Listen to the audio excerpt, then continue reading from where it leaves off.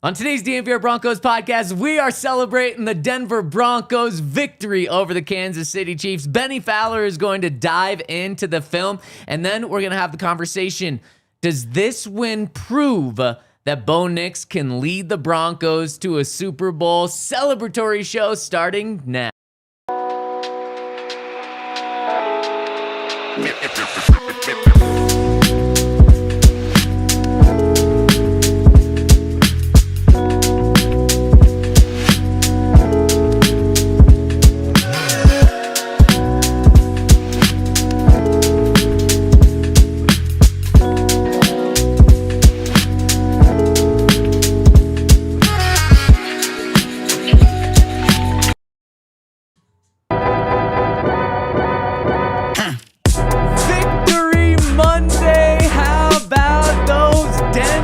Broncos, we are going to celebrate on the DNVR Broncos podcast, live from the Toyota Lounge, driven by your local Front Range Toyota stores. And we presented by Bet365. Use that code DNVR365 when you sign up. Deposit $10, place $5 bet. You get $200 in bonus bets when you place your bet, win or lose. And we are the DNVR Broncos podcast. Bennie Fowler to my left, Henry Chisholm. We got Dion behind the camera. Fellas, how are we feeling just over 12 hours after this huge victory?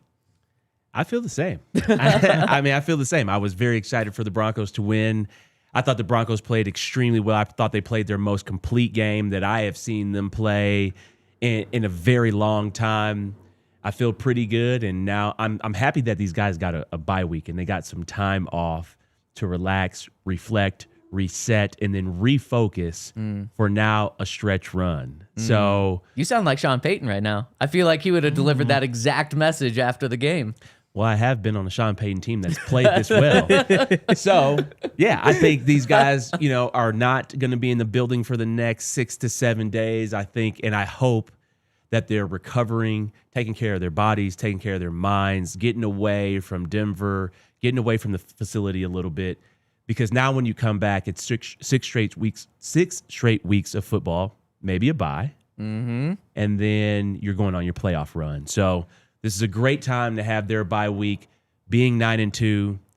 So I feel pretty good. But then also, I said this yesterday on the postgame show, is that job's not finished now. Yeah. Now you're excited about what is to come. Now you are playing for the number one seed. Now you are playing for home field advantage. Yep. So that's what you're thinking about now. Yep. So, Benny, the last time there was a situation like this, I asked Sean, what's your message to the team now? And it was a positive thing. And he said, that stays between us. So he didn't tell us. So now I can ask you, since you've heard the message to the team, what is his message to the team on this bye? Is it don't think about football? Is it take some time off from working out? Or is it you got to stay dialed in, stay focused? What is Sean's message to a team right now? I think Sean's going to tell these guys to get away for a couple of days and to not think about football at all. In the back of your mind, obviously, you're going to continue to think about it. It's what you do, for a living. You are the number one team. You have the number one record in the NFL right now. So it's not going to completely go out of your mind. But, hey, take a step away from the game. You're not looking at the film. If you are, you're looking at it today, and then you're completely away from it. And because you want these guys to come back recharged. You don't want any burnout right now. And it's been a long season up until this point. You've had injuries. Guys are a little bit beat up. Mentally, the season starts to weigh on you week after week. The Broncos have had a ton of travel with no real time off. So I think Sean is, hey, get away for a couple of days. You guys come back here. If I was Sean, I would say, hey, you guys get away for a couple of days. I want you to come back on the weekend, though. Don't come back on Sunday. Come back on Saturday. I don't want any flight delays. I don't want to worry about any of that. You guys come back here on Friday or Saturday and enjoy your weekend here at your homes here in Denver. But that's how I think he's approaching it. I think he also needs to take a step back and take a little time away, which I thought did him a lot of good coming off the Thursday night game. You obviously saw that in his play calling. You saw it in him and Bo. This is the first time where I felt all season they were really timed up in rhythm in terms of play calling against a really good team. We saw it against Cincinnati. We saw it against Dallas, but against a really good team. Although the Chiefs are 5-5, that's still a good football team. You beat a really good football team, and I thought Sean's 3 days away did him some justice as well, and I think it will continue to do him justice moving forward because the bye week is all about self-scout. What are we doing really well offensively, defensively, and special teams? You get to take a chance. You get a chance to take a step back and now refocus. And Benny, that's one of the things that I reminded myself of after the game yesterday was it's fun to dunk on the Chiefs right now, and as you should, because they are way out of the playoff picture right now. 5-5. Henry, they're the 9th seed in the AFC right now. Only the top 7 make the playoffs. So it's really fun to say, like, the Chiefs are done, the Chiefs are over. We also talked about it last week that the Chiefs aren't just like Andy Reid and Patrick Mahomes, and you just have to be worried about those names. No, entering yesterday, they were a top 10 offense. They were a top 10 defense. They were a top 10 pass offense. They were a top 10 run offense. They were a top 10 pass defense. They were a top 10 run defense. And we know that their special teams is always extremely good with Dave Tobe there. And the Broncos beat them in all 3 phases yesterday. And so that, I reminded myself, like, oh, everyone's dunking on the Chiefs as they should right now. But Broncos just did beat a damn good team that was desperate as can be. People really hate these guys. Oh, yeah.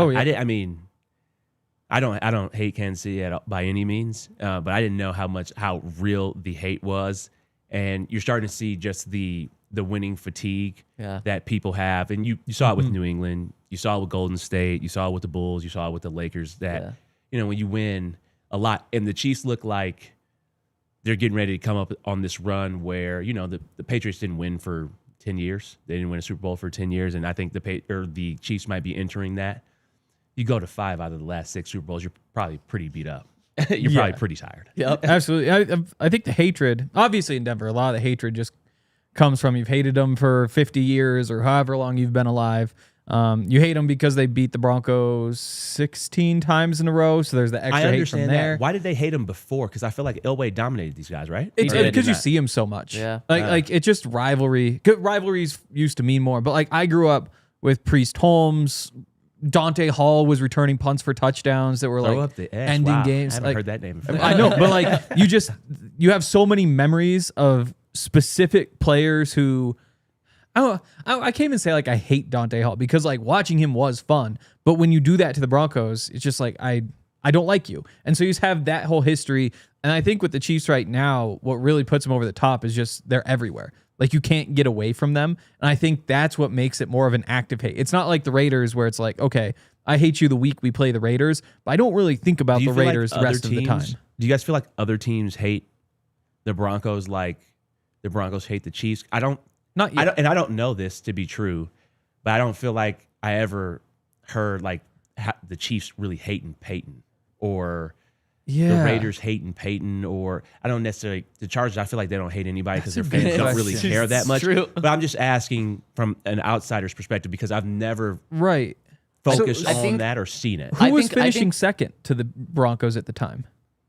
Was it the Chiefs? With Payton? Yeah. Yeah, it was the Chiefs and Chargers. They were both competitive. And you'd never really hear from the Chargers because there's nobody to hear from. Right. I think a big thing with this hate for the Chiefs is for decades there was a great rivalry with the Broncos and the Raiders. And the Raiders hated. That hate was real for the Broncos. Yeah. And then I think the Raiders in the early 2000s, right after they went to that Super Bowl, just became irrelevant. And irrelevant for so long that Broncos country wanted to put their hate somewhere.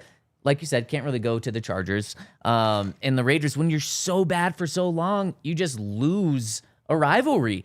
And so then when the Chiefs emerged and Alex Smith was good, and then obviously in the last 9 years, all that hate just went to Kansas City. That makes sense. I mean, now, I mean, when you guys put it like that, because I didn't really see any of that. Like, obviously, you want to win the division. My first couple years here, we were winning the division handily, and then the last 2 years is when Alex Smith and then Patrick Mahomes like kind of went on their run, but like we didn't. I didn't see like a crazy rivalry in terms of how we approached that game. We knew it was a tough place to play, but like it wasn't a big deal to go there and like we beat the Chiefs. Like, right. And just because we were, I love that Payton was the guy. It's 'cause when you're so dominant.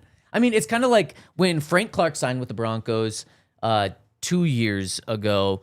He was asked about the Broncos-Chiefs rivalry because he had been on the Chiefs for so long, and he said, it's not a rivalry. this team, the Broncos, which he was a Bronco then, said hasn't been competitive with the Chiefs. Haven't beat them in I think that was 15 straight times at that point. I think this is the start of it to me now. Right. I think now it's a rivalry. Yeah. I think Or at least because now the Broncos are very competitive. The Broncos got their quarterback, and obviously Kansas City has theirs. Now I see the rivalry. Because before it was just hatred. Yeah. And it was very one directional. It was hatred, but now you still have the hate and you combine it with competitive football. And that's where, when you have the hate and the competitive football, that it can turn into a rivalry. Yeah. And now you're having Kansas City people turn on their own Chiefs. I mean, there was a popular radio host last night that just went on a rant for 2 minutes straight about how Bo Nix was simply better than Patrick Mahomes. And all of this... You have to have something to complain about. Back and forth. I saw that. I mean, what are we talking about here? Bro, you got 3 championships. Oh, stop complaining. And they're going to be just fine. But I think all of this is going to make some turmoil between the fan base in Kansas City, and then that turmoil is eventually going to be directed at Denver, and that's going to make this a really fun rivalry there. And that game on Christmas is going to be... Yeah. And you said this a couple weeks ago. The Broncos could have this sealed up by Christmas.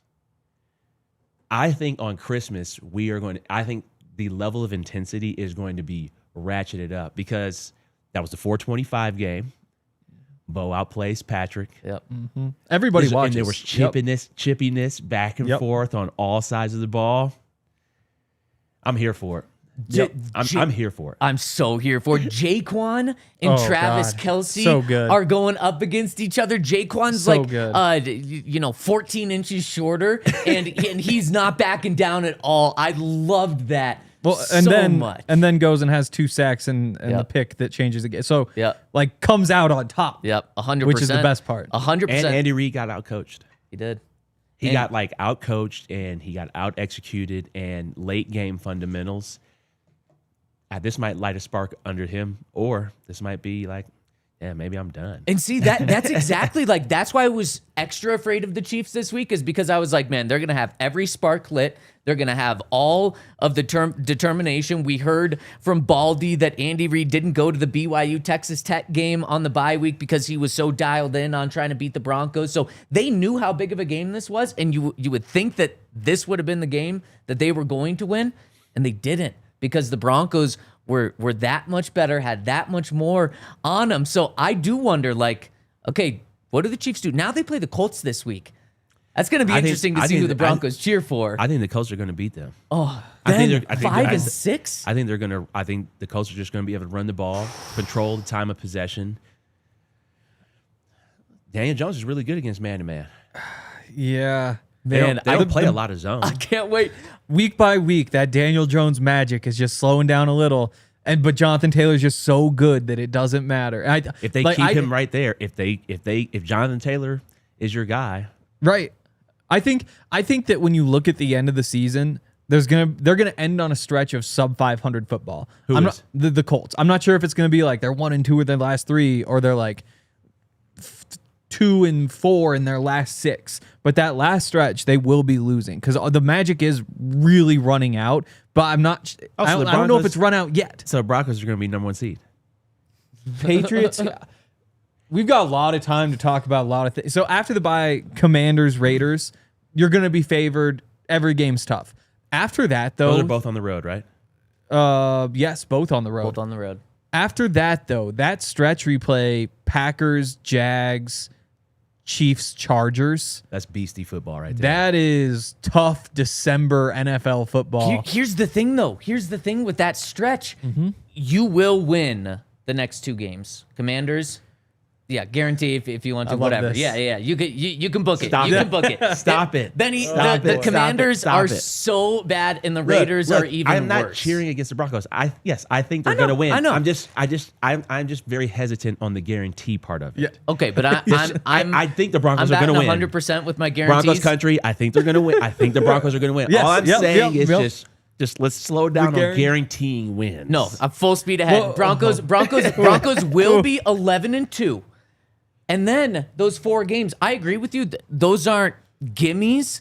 The Jags. No. None of those are No. gimmies. Well, after the first two. But that's what I'm saying. The last four aren't gimmies by any means. They're But tough, let's say, every one of them. Yeah, yes. But with those 4 games, the Broncos, the way they've been playing, could win them all. They could go 3-1. But let's just say they split them, which on an 8-game win streak right now, that might be a little disappointing, but they split them. They're 13-4.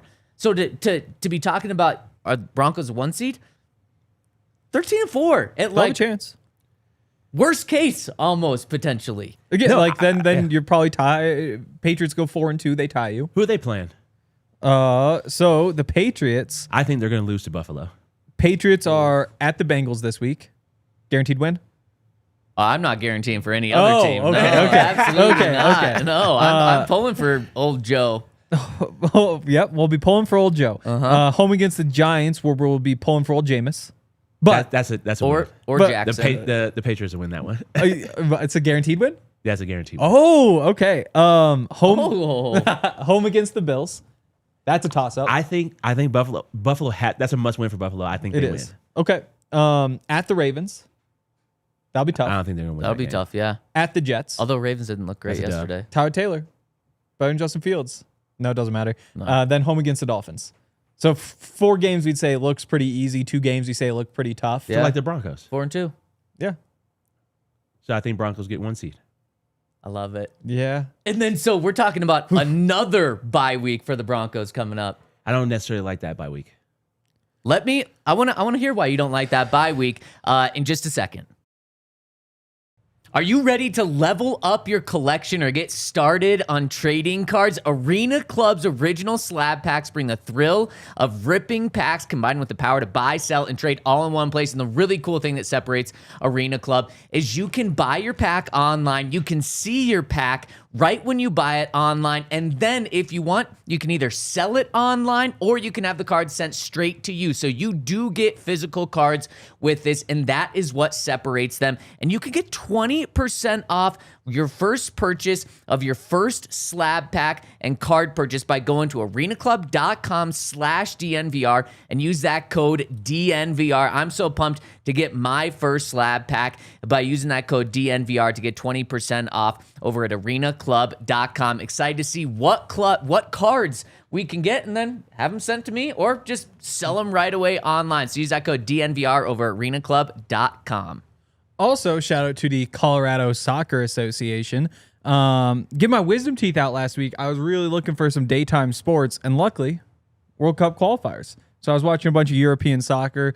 I was one of the tens of thousands, millions. There are a lot of people in Malta who were thrilled when Malta upset Finland. Big soccer guy now, and that's why I think that you should send your child, or if you're a child, you should just go to the Colorado Soccer Association. It's the official hub for 65-plus soccer clubs across the state. They've got programs for youth players, adult players, coaches, refs, families. You can start playing as early as 3. Your kid can. Probably can't sign yourself up. Be a part of history. 2026 World Cup is coming to the U.S. There's a new NWSL team, that Denver Summit FC, that's joining Colorado. There's never been a more exciting time to play, cheer, and be part of the soccer buzz like I am. So if you want to get involved, visit coloradosoccer.org to find a club near you and be part of the future of the game. And shout out to our presenting sponsor, Bet365. Use that code DNVR365 when you sign up. All right, Benny, why don't you like a playoff bye? I think sometimes it really just meshes up your rhythm. I think if you look back to my rookie year, we had a bye week. This is when both the 1 and the 2 seed had a bye week, and we lost to Andrew Luck and the Colts at home, and we had blew them out the first game of the season handily, 35-7 or 40-something to 14, whatever it was, and then we lost at home. And then the year we won the Super Bowl, we struggled out of the gate against Pittsburgh because we didn't play. I think playoff bye weeks create a little bit of rust. So I like the Broncos bye week right now. You need it because the season is so long. Yeah. But if the Broncos are hitting their stride and in rhythm in terms of their offense, I don't have any good experience with it. So would you, if I could give you right now the 1 seed in the bye or the 2 seed, so you still get to play at home, you still win the division, I would take the 2 seed and play the extra game? Yeah. Wow. Okay, I couldn't go that far. I think we had the bye in 2020 with New Orleans, and we end up losing to Tom. I think. in the divisional. When he was at Tampa. Yep. They came in. They played on the road in Washington, and they came to us the next week, and we lost that game. So that's why I don't like buys. Yep, that's it. And this is different, but so I've had 3 buys as a player on teams. Okay, 1 and 2. 1 and 2, but all 3 games we struggled offensively with rhythm. I do kind of wonder about, again, this buy is a great thing, very good thing, and it's desperately needed. Buys generally come with some sort of rust, though, and I do kind of wonder if this whole like gritty fight your way through, finding a way to win, like when you take your foot off the gas for a second, sometimes I feel like putting your foot back on the gas could be a little bit tricky coming out of this buy. You lose. That's why I get nervous. You lose momentum.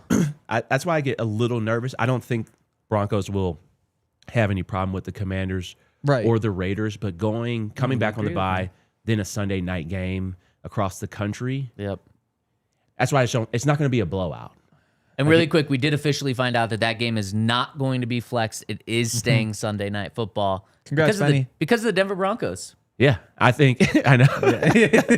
I mean, I just hate the fact that it's not getting flexed because their quarterback is so bad. I'd love to see Bo and Jaden, 2 second-year quarterbacks who have played really good football, go head-to-head. But I think when you have the best record in the NFL, you don't get flexed out of those positions.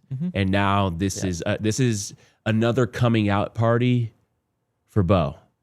Now you have the number 1 record. You're playing for the 1 seed. Now Sunday Night Football. Now all your games are 425. Now your games are, you're getting flexed into those positions. So you got to love that as a Broncos fan. Prime time. And now we're seeing the narrative change nationally, just like we thought. Now we're going to hear Chris Collinsworth. Here's a guy. Yeah. Chris which, by the way, let's not let him off the hook. 9 days ago, he was saying the Broncos need to draft, or we're going to draft a quarterback this coming year potentially.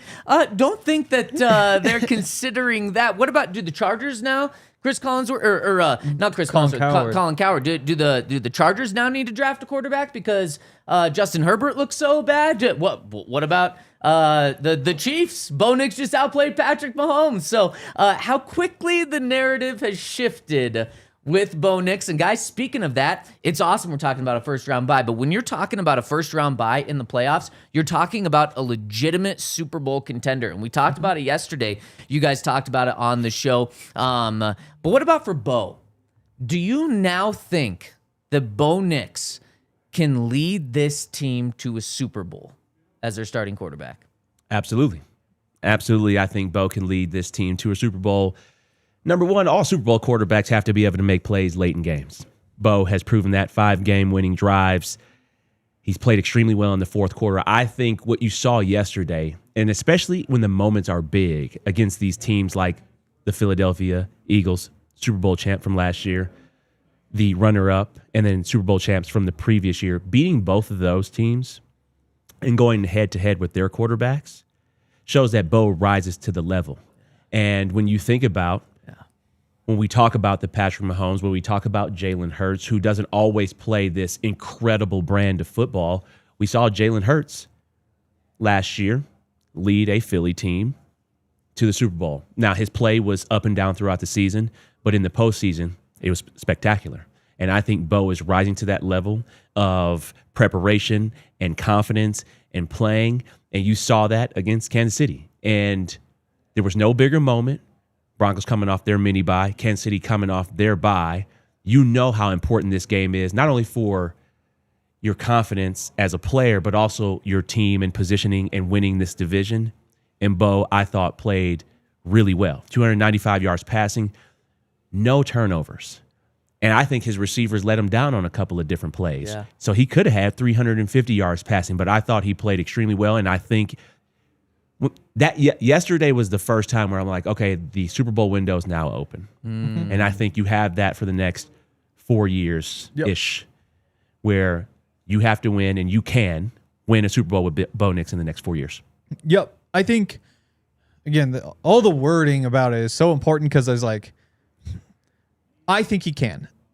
I worry a little bit about, you have to put three straight games together. If you get the bye, then you got to win divisional round, conference championship, and then win the Super Bowl.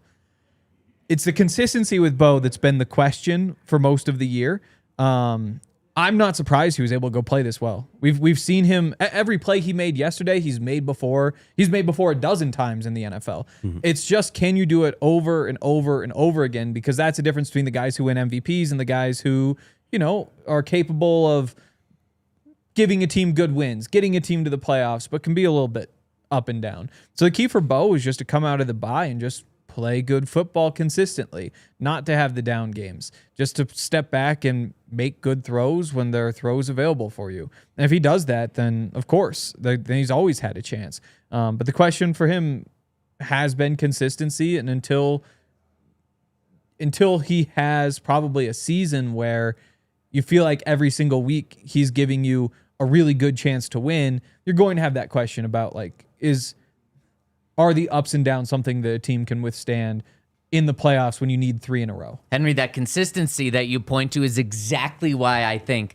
Bo Nix can lead this team to a Super Bowl and can also lead future teams to a Super Bowl, is because he has been consistent when it matters the most. So I'm actually not worried about inconsistency. I do think quarters 1 through 3 will get consistently better, and yesterday it was. Benny, you mentioned it. At halftime, he was 10 of 15, but he had so many big drops in that first half by his receivers. One of them could have gone for a touchdown. Another one would have extended a drive. I mean, that throw on third down to Troy Franklin where it just goes straight through Troy's hands. On first look, it's like, oh, man, that was a tough catch. No, right through his hands. It was an extremely tough throw. That was a really good throw. It was. I mean, that was a really good throw from the opposite hash on a 15-yard stop to throw it outside and beat a man-to-man defender. That was a really elite throw. And right through the hands, right where it needed to be. It's Bo's consistency in being clutch. Guys, Bo has the most fourth quarter comeback wins in NFL history in a player's first 2 years in the NFL. And he still has, six games left? To add on to that, you have some all-time greats like John Elway. There's a couple of other, Andrew Luck. They had 7 in their first 2 seasons. Full seasons, full 2 seasons. Bo already has 8 right there. What's his nickname now? Is it the comeback kid 2.0? Who was the comeback kid? Was John Elway the comeback kid? Yep. So what do we call Bo now? It's a great question. It's a great, because he's taking it to another level right now. He is that guy, and that's what you need in the playoffs.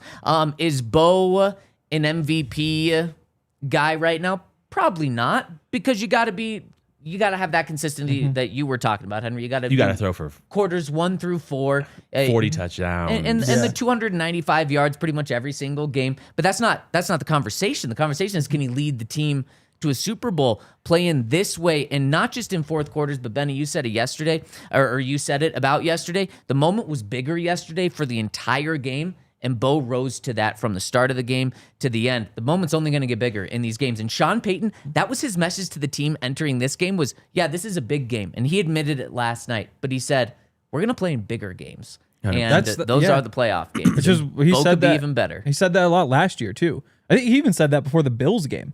He didn't want them to get too excited because there are going to be bigger games than this one, which is kind of a fun theme from him because he's right. I guess when you get to the Super Bowl, you just have to say, here it is. Yes, this is a big game. I'll just say it's a big game. I mean, that's one of the reasons why I think it was a great win yesterday, but I'm not a person who I wouldn't do it anyway, but I'm not a person who jumps up and down and says like, oh, I don't know. I don't have any crazy takes. I thought that was an important win, but knowing Sean, Sean went into that game and hearing him say, we're going to play in bigger games brings me back to 2020. When Brady came to Tampa,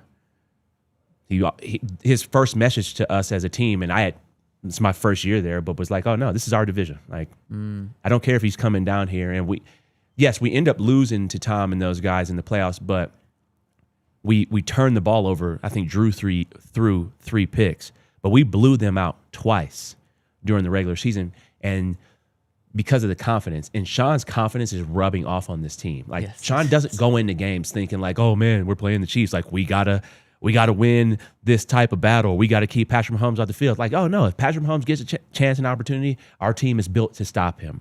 And we have the playmakers on our side to win these type of games. And you're seeing that now. So yeah, I think Bo can win a Super Bowl. And I think when you have a young player like him, his best friend is a dominant defense, and that's what you got. Yep. Dominant defenses can win. Even guys like Stafford or Mahomes or Brady, they won Super Bowls because their defenses were elite. Eli Manning won 2 Super Bowls against Tom because his defense was elite, and he won those games 17-14, or I don't know what the other score was, but it was 24-21. You don't got to go score 40 points to win a Super Bowl game. You need to win. You need to be able to win a close game, and you need to be able to have a defense, a running game, and special teams make plays, and the Broncos have all of those things. Welcome back, Marvin Mims, a 70-yard return that he had. You have Frank Crum coming up with a blocked extra point to keep it a field goal game. You have Jeremy Crawshaw bounce back from a struggling performance the week before. Then you have Will Lutz go 5 for 5, including hitting a poetic 35-yard game-winning field goal. Of course, it was blocked last year, and it was exactly a 35-yard game-winning field goal. Special teams, offense, defense. And one more thing that I want to say to wrap up this conversation on Bo is he also did it in clutch time yesterday. Of course, the game-winning drive. After the game, Chris Jones said that Bo identified what the Chiefs were doing on defense on that first 3rd and 15 the Broncos had in that game-winning drive, and he said we were too predictable. Bo pointed it out, Bo called it, and that allowed them to go make the play. So that's a player coming up big when it matters most. He's going to need to continue to do that in the playoffs, and it's awesome that we're talking about playoffs, not like if they make the playoffs. No, playoffs are all but a certainty now. Now it's about positioning. It's about seeding. It's about getting that first round bye, securing home so field you want the advantage. Bye. Maybe. I would never say no to the bye. But at Benny, I do listen to you and hear what you're saying. And so maybe the bye's not as important, but getting at least Detroit got the bye last year. Game, and they had a rookie come in and beat the hell out of them. Yeah, it wasn't even close. I'm not a big bye person in the playoffs. You have to look though. So you're playing the 7 seed if you get the 2 seed. So right now the 6 is the Chargers, 7's the Jags, you got 8 is the Texans, then you got the Chiefs and the Ravens lurking. Chiefs or Ravens, there's a good chance they're going to wind up with that 7 seed. I get their flaws with the bye. Ravens win the division. Ravens will win the you division. Think Ravens pass them? Yeah, I guess they're only game back. I think you're going to have to play the Chiefs again. Yeah. Not on Christmas. You're going to have to play them. They'll have to come back here. I wouldn't mind the bye instead. Yeah. You're going to see him regardless. Well, I think you're going to see him regardless. Either way, you're going to see Allen, Mahomes, or Jackson in your first playoff game. If you get the bye. If you don't get the bye, you're still playing one of those 3. Unless the Jags or Chargers can just give me Trevor Lawrence, please. Or playing the Chargers again. I just think that if you have to play the Chargers or anybody in your division a third time is always hard. Yeah. Yes. It's hard. Like to play a team. It's hard on both sides, obviously, but thinking about the Broncos, like going against Harbaugh again. Well, number one, you have to win that. You didn't win the first one. You have to win that second game. Yep. But playing them a couple weeks later, if you have to play them the next week, just back to back, that's hard. Yeah, it's hard to do. Yeah, man, that's maybe I do go with the 1 seed. And then it all you need regardless. That. I wouldn't want to play a division opponent the following week. Right. It just would be annoying. So if they play the Chargers last game of the season. You know what's crazy? Without a doubt now, we all had our eyes on that Christmas game against the Chiefs. That still might be an important one for seeding and stuff. But Week 18 now unquestionably has more importance and is a bigger game because that legitimately could be for the AFC West, which could be for the number 1 seed, which could I think be they'll have for the home AFC field West advantage. wrapped up. I think so too. I think they'll have the AFC West. I think they'll have it wrapped up by 18. Week 18. I love think it. so too. I'm not convinced, but I think so. Before we go any further, let's take a look back. Gonna give a shout out to our friends over at Factor, where it is holiday season coming up. We got Thanksgiving in just 10 days away, then Christmas time. It's going to be busy. You're going to be cooking big meals. So let Factor take care of the day-to-day meals for you. And Factor is going to not only make it convenient to have food, but it's going to make it healthy, fresh ingredients, and delicious. They've got the Asian-inspired meals with bold flavors influenced by China, Thailand, and many more. I love those flavors, and man, Factor is just so convenient. It shows up straight to your door. You get a discount by using our code DNVR50 off. You're going to get your first box 50% off plus a free year of breakfast for an entire year by using that code DNVR50 over at factormeals.com. Make sure to use that code DNVR50 off. Offer only valid for new Factor customers with code and qualifying auto-renewing subscription purchase. Also, shout out to our friends over at Game Time if you're trying to get to any event, whether it's a show or sport. For us, it's mostly sports. This week, I get to go up to Missoula, go see a Cat Grizz. It's going to be an incredible game. Most expensive ticket in college football, though, so you got to be tuned in to Game Time. No way. Oh, yeah, $280. I think this week the most expensive was the Texas A&M game, which turned out to be worth it. It was $155 to get in. Wow. But no, this is going to be double the cost, I think, of any other game in college football. But Game Time is going to have the best deals. So get to Game Time, and best part is use our code. All sorts of different perks, like you get the fees included, so you know the exact total up front. You can get a zone deal, so if you say, hey, I want in, I know what kind of area, and I want a discount, instead of picking my particular seat, you can do that. They've got views from the seats, a low price guarantee. If you find cheaper, you can get 110% of the difference. Whole bunch of that stuff. Take the guesswork at buying tickets, download the Game Time app, create an account, use code DNVR for $20 off. Terms apply. Create an account, redeem code DNVR for $20 off. Tap Ticket Go. Download the Game Time app today. And shout out to a presenting sponsor, Bet365. Use that code DNVR365 when you sign up. And shout out to Bennie for diving into the inside scoop on how the Broncos beat the Chiefs. And the inside scoop is powered by End Credit Union. Bank like a Bronco. Go to ent.com/DNVR. That's ent.com/DNVR and sign up for Broncos checking today. End Credit Union is insured by NCUA. Membership required. Annual percentage yield. Account requires associated Ent Broncos debit card. Let's dive in to the inside scoop. Benny, take it over. Yeah, man, it was great to just watch the All-22. I think Bo did a really good job. I thought Sean and him were on the same page. I don't know if they had a conversation over the last couple of days in terms of just getting the play call in faster.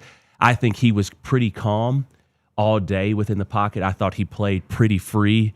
And I thought Sean did some things really well, just scheming some things open. But then also I thought that there weren't a ton of personnels out there yesterday, which was cool to see. It was cool to see just Pat Bryant, Franklin, and Courtland out there majority of the time. You want to continue to see Mims out there, and I think he'll get back into the offensive rhythm now that he's coming off the concussion and he had this bye week. Weeks, so so he's out for a long time. So, but right here, this was the 3rd and 11 play, first third down. This is when you know, and this is when I think that, okay, we're in for a really good day. Not necessarily in terms of we're going to score 40 points, but you know that Bo is going to be on his game. And he didn't turn the ball over yesterday, but Court comes in this yo-yo motion. They're trying to get the man zone read. He comes out here. Pat Bryant does an inside release, basic route, and then Court has a spray in route, and I thought Bo was just on time and on target right here. Great job by Pat Bryant right here. Brings up and gets the eyes of these two defenders, which I think is one of the most important things. Your young receivers or your receivers in general need to know. You should know pre-snap sometimes if you're getting the ball based off of the coverage. And if not, then now it's your time to play your role in terms of the offense. Pat Bryant getting the eyes on these two guys leaves this wide open for Courtland right here. I thought the pocket was great right here. You see Bo standing in the pocket. You see his feet are set, and he steps up, and he is getting ready to launch this ball on to Courtland on this dagger route. And I thought Courtland's just now getting out of his break, and the ball is already in the air. Courtland does a great job of coming flat out of the break right here, flat down the line, quarterback friendly, chest to the target, or chest to the quarterback, and Court comes down with this ball. I think these are the types of plays, and we talked about it on this show the last couple of weeks, the intermediate passing game. Yep.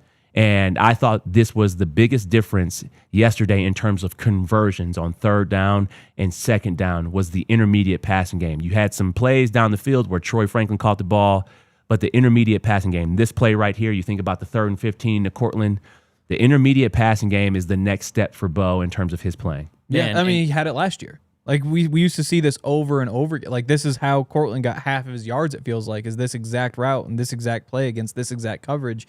But it just hasn't worked this year. I'm not sure why, but it's nice to see Bo just settle in there. Credit to the Broncos for the pocket, too, the offensive line. That always helps. And I'm curious if maybe he has trusted it more yesterday for some reason, whether he didn't get hit early and so he was able to trust it. But he just did get hit early. Wasn't his first drop back a sack? Or was it? Yeah, it was. It was. I think that was one where he probably should have hung in there a bit. I think Self Scout will tell you that there are things wide open. If this same play, this same dagger route against the Raiders, it was wide open and he had a clean pocket and he didn't throw it. Yes. So I think when you get a chance to take a step back and actually zoom out a little bit, you can see, oh, I've been missing a couple of things. Let me just trust it. Courtland has been consistent going across the middle. Let me just lock in, let me stay in the pocket, and let me throw this ball. Benny, I think a huge thing that you said before breaking down that play too was Sean making it a little more simple in terms of just not as many people running on and off the field every single play, getting the play call in on time so Bo had enough time, and then his feet, that just clearly translated to his feet because he wasn't rushing. This was the calmest I've seen him maybe all season long, and it shows how it starts before. And you mentioned Sean, you could see that little extra bye week or that mini bye helping Sean. I think that's where we saw it. Yeah, and you see it on a play like this where Evan's going to come in motion and they're going to run a stick concept. Evan's going to run in the flat. So you're going to see this play. Evan comes in motion right here. He's going out to the flat right here. And then Courtland is doing a little mini hook route right here. But Bo doesn't throw it to either one of, he doesn't throw it to this side. This is when you know that he is comfortable. Right here, number one, the pocket is extremely clean for Bo. Extremely clean. Yep. His first and second option are not there. He goes all the way to the third progression right here, which is Pat Bryant coming on a 12-yard basic route and coming flat, quarterback friendly, and making the catch right here. Yep. But that is a 3-step drop right there. Oh, I don't like what I see on 1 and 2. Let me go to my third option. That's the next level for Bo. If Bo can continue to do things like that throughout the season and throughout his career, I mean, obviously he's franchise quarterback, but we're talking about stepping into that elite category. Yep. That's what the elite quarterbacks do. Oh, I didn't like what I saw 1 and 2. Quickly got to 3, receiver, quarterback friendly, making plays. Those are the things right there. And that's a simple concept. That's a day one install concept. And I was super happy to just see that. That was my favorite play of the game right there. A 12-yard basic route. But the fact that he got to the third progression just sees that, hey, he was comfortable. And that Sean did a great job of just like, let him play football. Yep. Bo's smart. He can process these things. And the timing was perfect. Like, it's synced up perfectly. So you make your first read, make your second read, and that's right when you're getting the break on the third read. And those are the things with those young receivers that haven't always been the case, that everything is all lined up timing-wise. This time it was, and it just looks so smooth. It looks so easy. Yeah, 100%. Let's see what we got here. This is... this is the Troy Franklin go route. Oops. You got Court on an in route. You got Pat Bryant on the over route. But Troy Franklin right here, you can't. If you can't get jammed. It's going to be hard for somebody to stop this kid. And I think, look, yes, he had a couple drops yesterday, passes that he should catch. Mm-hmm. But at the end of the day, he is still coming up and he is making plays. And he is making plays down the field and he's making the explosive plays. And right here, he does a good job of the head fake, shoulder shake, getting his arm skinny right here. I just love this because I'm a receiver. But, getting his arm skinny and you have the defender who misses right here. You're in a winning position right there. And Troy makes a play down the field. That is open in the NFL. By the way, I thought Bo was on point with all his deep throws pretty much yesterday. He had a couple of long foul balls where I think the Chiefs actually just covered it really well. Yep. But Troy dropped one on the first one. Yep. And then he dropped some dimes. Yep. He dropped some dimes down the field. And I thought he threw the ball extremely well. And it's hard to complete 40-yard passes down the field. And I thought Bo did a great job of that yesterday. Well, and Benny, to your point, it was his best game throwing balls 20 or more yards down the field. He was 6 of 11 for a season-high 171 yards on passes 20 yards down the field. Right on time. So I thought, Bo, that was a dime right there. Troy comes up with a big play. Yep. I mean, it was perfect. It was right in stride, and it was a great catch. Yeah. The release was just insane. Insane. That defender does not want to see this film today. Really quick, before we continue on the inside scoop, it's so good. I want to save some for the other side because we got a quick shout out. Football season, that means it is food season, whether you're looking for tailgate food or food to watch as you're watching the game at home, and that is our friends over at Raising Cane's Chicken Fingers. One love, and you got to get everything over at Cane's because you can get the chicken fingers, you can get the Texas toast, you can get the coleslaw, and you have to get the Cane's sauce as well, or you can get all of those and just put it all into a sandwich. That's what some of us do over here. Regardless of how you eat Raising Cane's, it is absolutely delicious. It makes tailgating easy. It makes your food, if you're having a little party for a football game, it makes that easy, and it makes dinner or lunch not only easy, but delicious. And you can order online over at raisingcanes.com or go to the app where it just makes it so convenient. Raising Cane's is delicious, and you need to make it part of your football season right now. And of course, they've got jugs of lemonade and tea to keep your crew refreshed and hydrated. So make game day the easy way. Game day the Cane's way. Raising Cane's Chicken Fingers. One love. Also, shout out to Ent Credit Union. Ent Credit Union is the best for so many different reasons. But on a Victory Monday like today, the best reason is because they're official banking partner of the Denver Broncos. Their Broncos checking account is loaded with all kinds of perks. First of all, you get an awesome card. There's a Bo Nix card. There's a new Pat Surtain card. There is like a pixelated Pixelated. Yep. Pixelated is the word that we're looking for. But in a good way. Sometimes when I take a picture, it's pixelated. That's a bad thing. They do pixelated well. It's like artistic. They do. So you get the cool card. You also get a discount game days at Empower Field, 10% off food and gear. If you swipe it 15 times, you get another chance to win home game tickets to see the Broncos. No surprise fees. Whole bunch of perks. It's the best bank in Colorado. It's the largest credit union in Colorado. If you're ready to bank like a Bronco, head over to ent.com/DNVR. It's ent.com/DNVR to learn more. Insured by NCUA. Membership required. Account requires associate Ent Broncos debit card.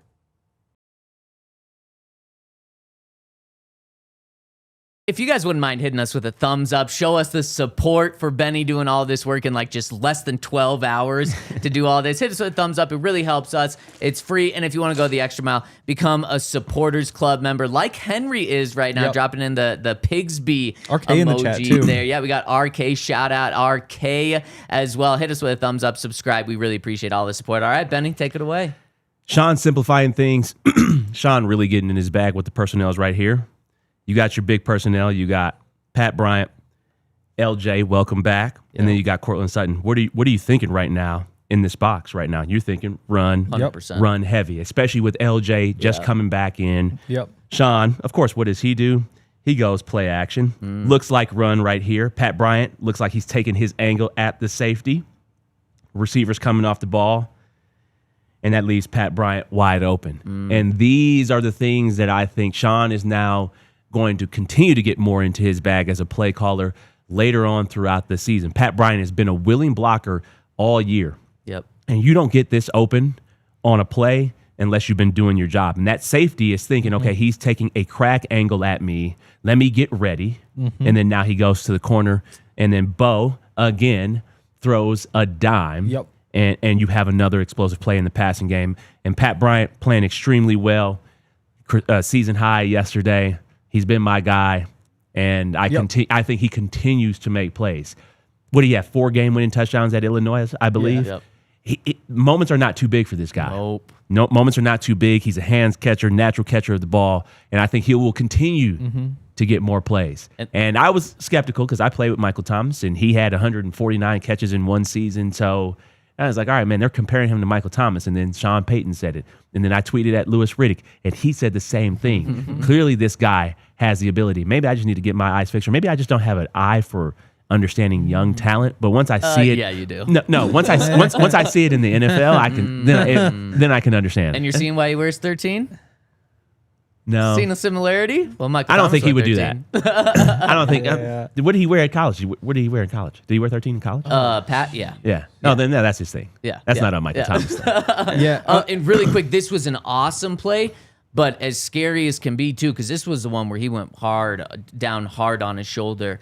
And I mean, I think everyone's thinking like, is it collarbone? And then he gets up slowly, and then he's on the field the next series, and it's Just a wind huge knocked out of him. sigh of relief. Yeah, Exactly. just the wind Yeah. knocked out of him. Yeah, I love he wins with a speed there too. Yeah. Like it's not like it's like a route you up. Like you don't know which way I'm gonna go. It's he bends the break and just runs by the guy, which Yeah. is a lot of fun. Because I think maybe the speed gets a little bit underestimated. Yeah, I think so. I think he has football speed. Yes. Yeah, he's not a combine. Let me go, run fast in shorts.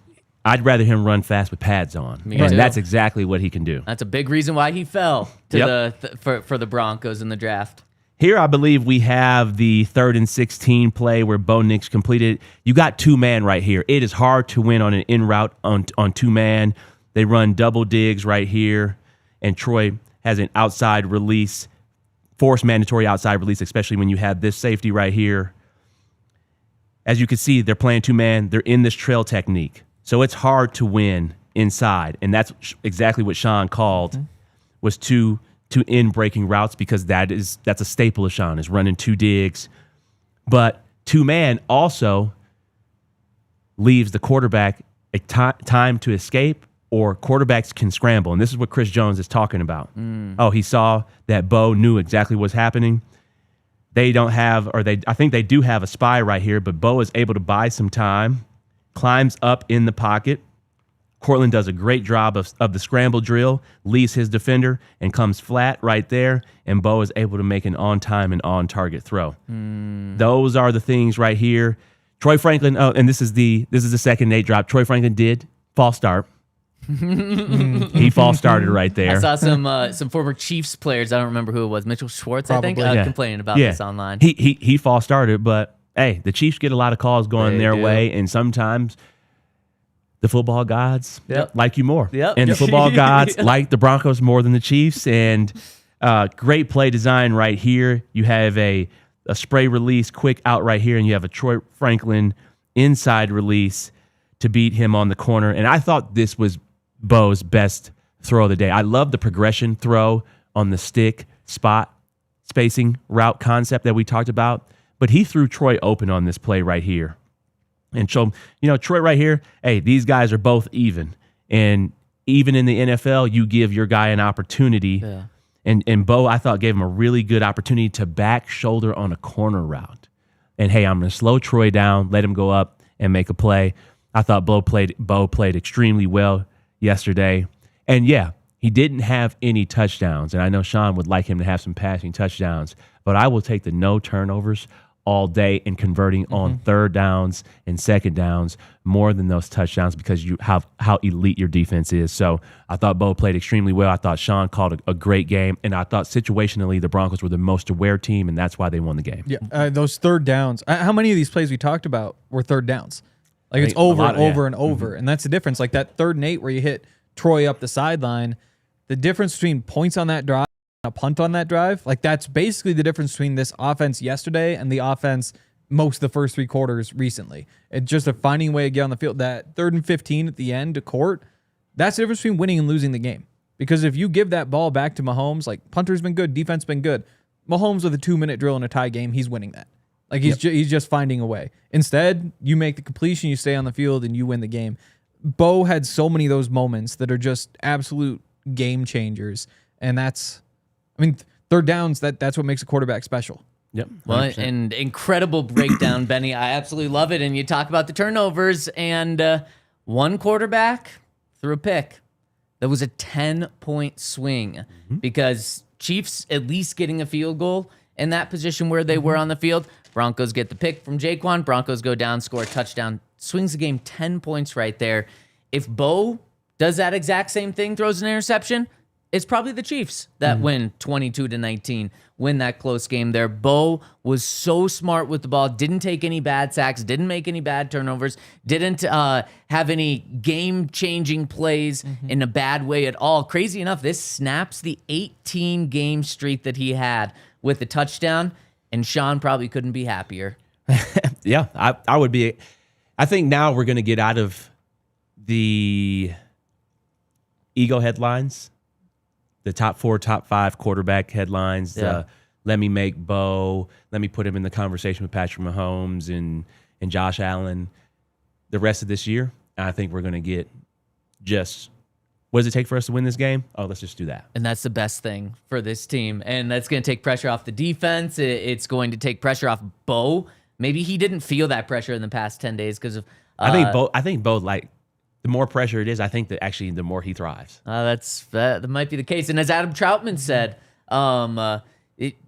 stop talking crap about Bo. If you're talking crap about Bo, you're a coward, is what he said in the locker room yesterday. Troutman, chill out, bro.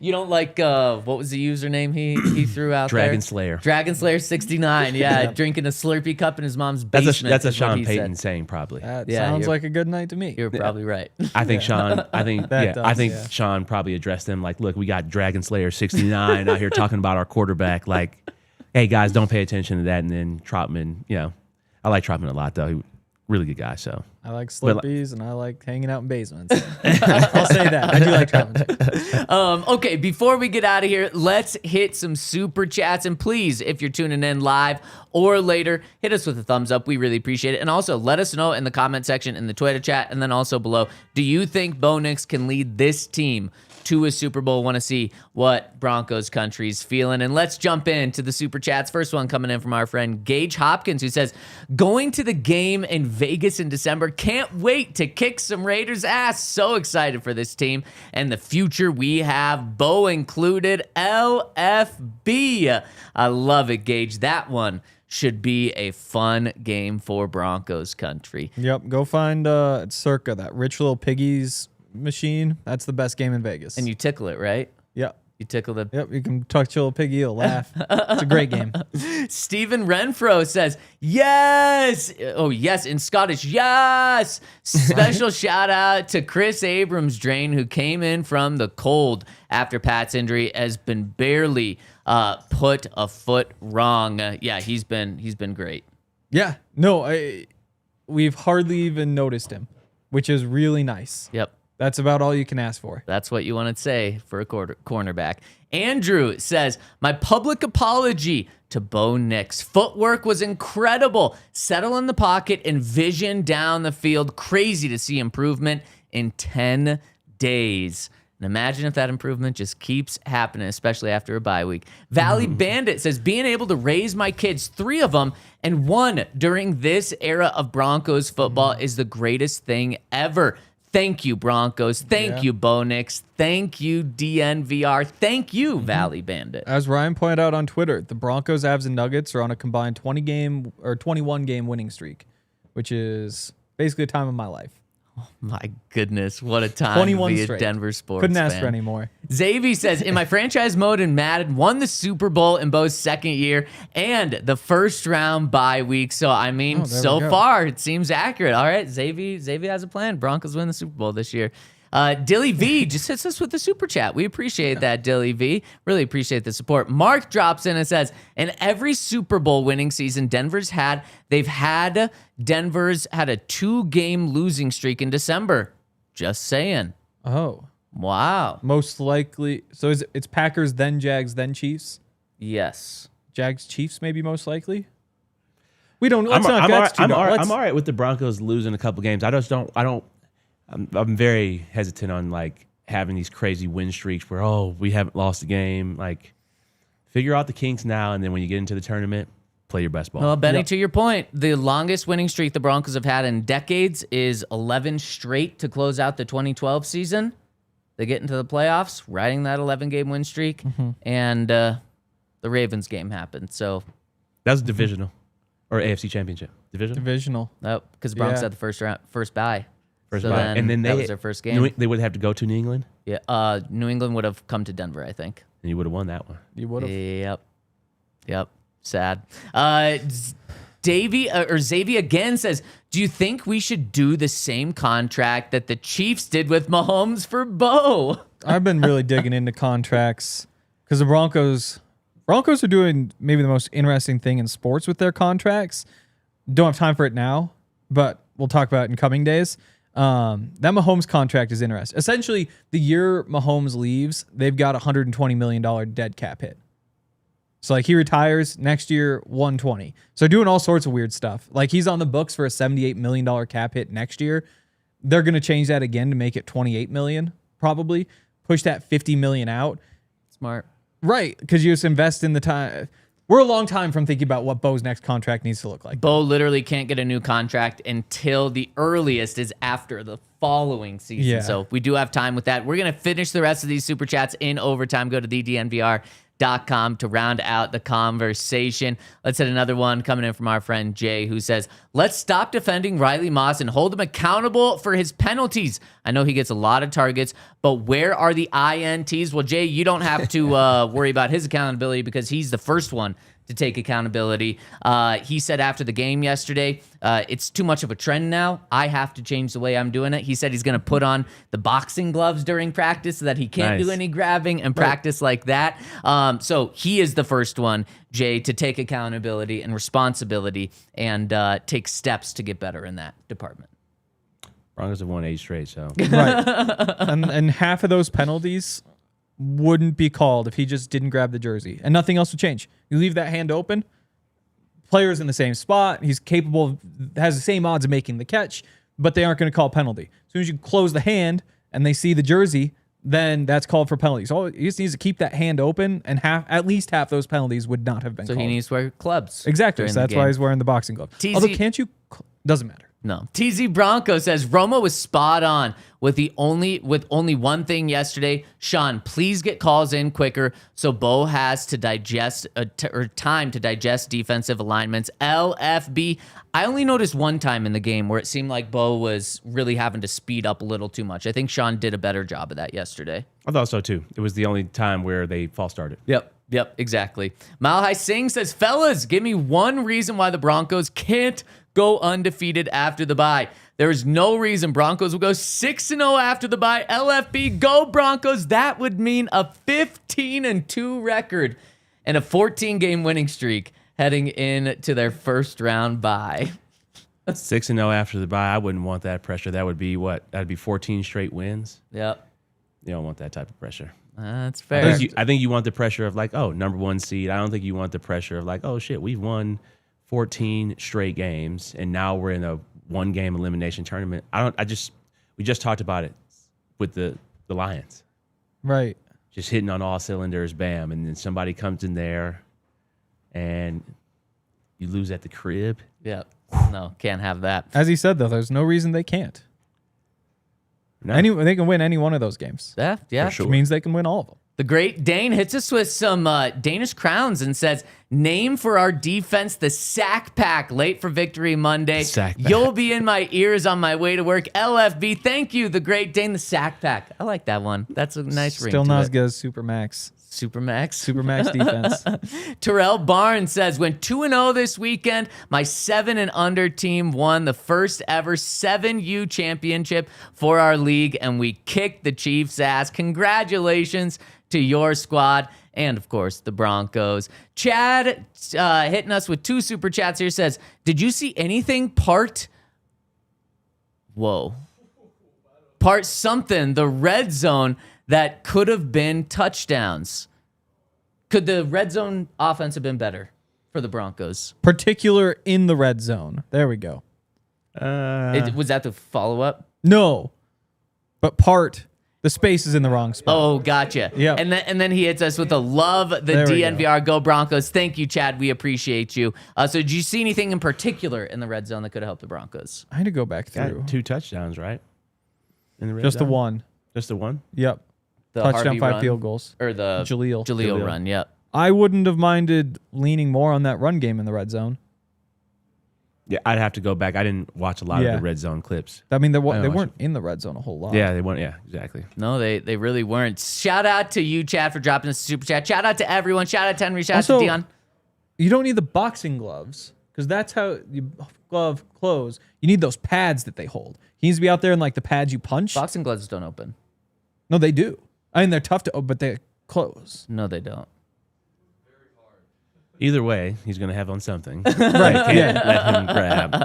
And shout out to Super Bowl 50 champ Bennie Fowler for joining us today. We're going to be rocking and rolling the rest of the week at noon. It's a bye week for the Broncos, but not for the DNVR Broncos podcast, although it is for me. you, So yes. I'll be taking it off as a bye week. I'll be following the Broncos. But make sure to keep rolling with us throughout the rest of the week. Shout out Benny, Henry, Dion. We'll see you tomorrow at noon. We all silly like the mayor.